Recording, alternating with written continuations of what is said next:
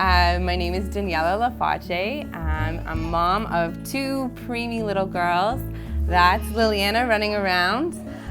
She was born at 25 weeks. She was 673 grams when she was born. And then exactly 18 months and 6 days later, Samantha came at 26 weeks and 2 days, and she was 830 grams when she was born. She was maybe this big. Liliana, both girls were this big. The morning that Liliana was born, I went to order cold cuts, and that's pretty much how much I ordered in terms of mortadella. So she was as much mortadella as my family ate for lunch that day. I had an emergency C-section, and they took her away. I didn't get to see her.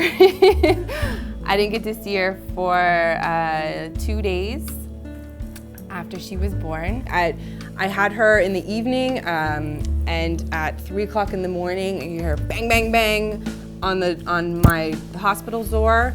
And a doctor came in and she said, your daughter needs to have a blood transfusion. If you want her to have the transfusion, like, she needs it in order to live, you need to sign this piece of paper. Like, it needs to happen right now. I'm like, here's my arm. Like, I don't know, what do you need from me? You need my blood, like, what do you need? So we signed the paper. She had her first transfusion within a few hours of being born. She had quite a few after that. And then we started our first 4-month experience here. I was a fixture here for the first 2 weeks. I slept here, I ate here, I showered here, I lived here. I had nowhere else to go but to be with her. It was really hard because I have a huge Italian family, and nobody in my family understood at all what was going through. Everybody had big fat 8, 9 pound, 10 pound babies. And they didn't understand. They wanted to come and see, but they didn't know because we didn't know from moment to moment if she was gonna live or not live. So, yeah, it was terrifying, and also everybody wanted to call to see how we were doing.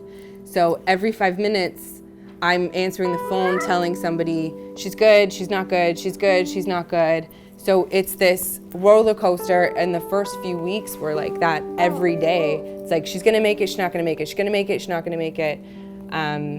It got to the point where I just stopped answering my phone because I'll talk to my mom in the morning and tell her one thing, and in the evening something is completely different. But Kate came and held my hand. We shared lots of tears.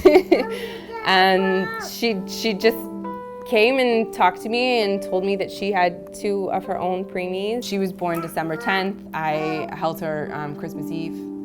So to not be able to hold your own baby and then to hold her was a mission. It was an RT, 2 nurses, my husband freaking out because they're carrying this like fragile little bean out of the incubator, put her on me. I had to sit specifically, put the tubes everywhere they had to put them. So just for like 10 minutes to be able to hold her, took at least twice as long to get her out and on me. Sunnybrook is like my family. I say it all the time. We come here as often as we can.